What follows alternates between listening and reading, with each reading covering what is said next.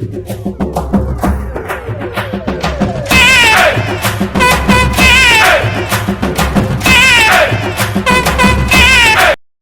அழகான பசுமை நிரம்பிய சிறிய கிராமத்தில் 2 விலங்குகள் மிகவும் பிரபலமாக இருந்தன.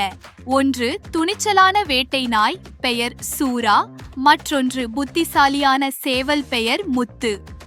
இவர்கள் இருவரும் சிறுவயதில் இருந்தே நண்பர்கள். முத்து புத்திசாலித்தனம் நிறைந்தவன்.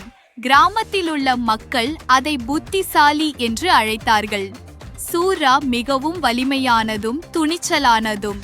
ஏதாவது ஆபத்து வந்தால் முதலில் சூராதான் அங்கு தைரியமாக நேருக்கு நேர் நிற்கும். ஒரு நாள் மாலை நேரத்தில் அவர்கள் இருவரும் ஒரு பெரிய ஆலமரத்தடியில் அமர்ந்திருந்தார்கள். முத்து, நாம் எப்போதுமே இந்த கிராமத்தில் இருக்கிறோம். நாம் தெரிந்தது இங்கே வரைதான்.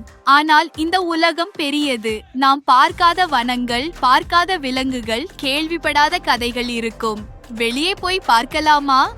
சூரா கேட்டான். நிச்சயமாக.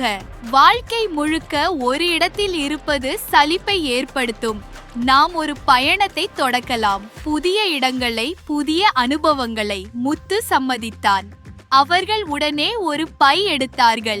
அதில் சிறிது உணவுப் பொருட்கள், சில சிறிய கருவிகள் மற்றும் ஒரு பழைய வரைபடம் இருந்தது. பிறகு இருவரும் வனத்தின் பக்கமுள்ள வழியாக பயணத்தை தொடங்கினார்கள். பயணம் தொடங்கிய சிறிது நேரத்திலேயே பசுமையான வயல்கள், சிற்றாறு மற்றும் நத்தைகளுடன் விளையாடும் குருந்தை பூச்சிகள் அவர்களை வரவேற்றன. முத்து அவற்றை பார்த்து புன்சிரிப்புடன், இங்கே கூட எத்தனை அழகு இருக்கிறது என்றான். ஆனால் அது அழகான ஆரம்பம்தான்.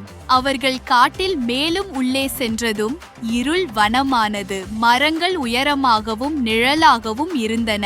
விலங்குகளின் ஒலிகள் எங்கும் கேட்கப்பட்டது. இரவு வரப்போகிறது முத்து. நாம் ஒரு பாதுகாப்பான இடத்தை தேடணும்.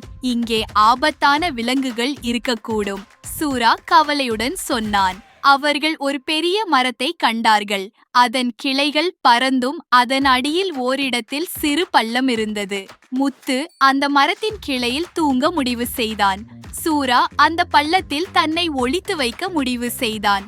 அந்த இரவில் பசியால் உந்தப்பட்ட ஒரு நரி, திவா, வனத்தின் ஓரமாக வலம் வந்தாள். மரத்தின் மேலே அமர்ந்திருந்த முத்துவை பார்த்தவுடன் அவளது கண்கள் ஒளிர்ந்தன. அந்த சேவல் நம் சாப்பாட்டுக்கேற்றது என்று அவள் நினைத்தாள்.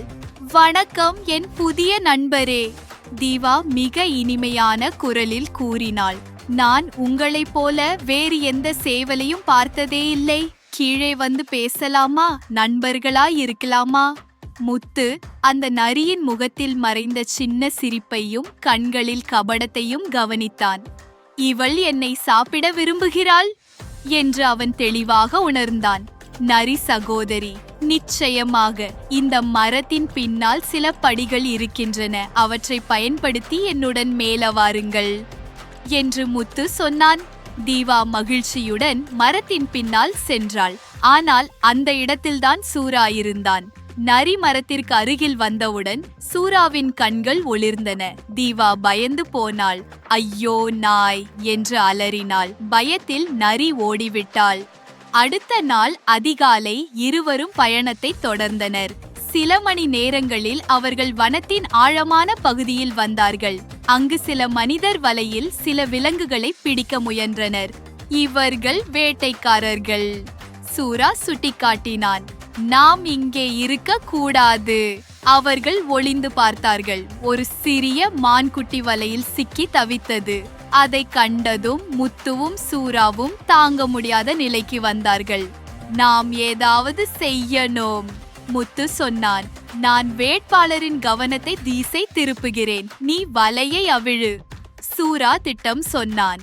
சூரா சத்தமிட்டு கொண்டு வேட்டைக்காரர்களை திசை திருப்பினான். அதற்கிடையில் முத்து மானை விலக்கியது.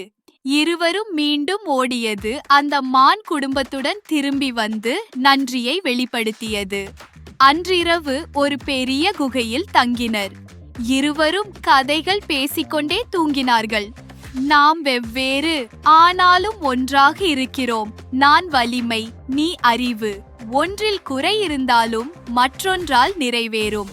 சூரா நெகிழ்ச்சியுடன் சொன்னான். அப்படிதான் நட்பு. ஒரு கை ஒன்று செய்ய இன்னொன்று துணையாக இருக்க வேண்டும். முத்துவும் மனமு வந்தான். அடுத்த நாள் தீவா மீண்டும் தோன்றினாள். ஆனால் இப்பொழுது அவள் அடிமையான நிலையில் இருந்தாள். வேட்டைக்காரர்கள் இவளையும் பிடிக்க முயன்றிருந்தார்கள். அவளை காப்பாற்றியவர்கள் முத்துவும் சூராவும். அந்த உதவிக்கு நன்றி தெரிவிக்க தீவா மனம் மாறினாள். நான் தீமையை விட்டுவிட்டேன். உங்கள் நட்பு மற்றும் இரக்கம் எனக்கு உண்மை வாழ்க்கையை காட்டியது, தீவா உருக்கமாக சொன்னாள். பயணத்தின் முடிவில் அவர்கள் கிராமத்திற்கு திரும்பினர். அவர்கள் கண்ட அனுபவங்கள் அனைவரையும் வியக்க வைத்தது. குழந்தைகள் தங்களது கதைகளை கேட்டபடியே கற்பனை செய்தனர். முத்துவுக்கு அறிவுத்திறன் வீரர் என்ற பட்டம், சூராவுக்கு வீர நாய் என்று கௌரவம்.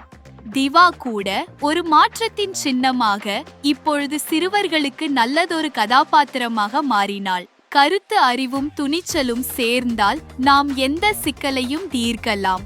நட்பு என்பது ஒருவரை ஒருவர் நம்பிக்கையுடன் நடத்தும் உறவு. தீமையை செய்த ஒருவரும் உண்மையான மாற்றம் பெற முடியும். ஒவ்வொருவரும் தனித்திறமை கொண்டிருந்தாலும்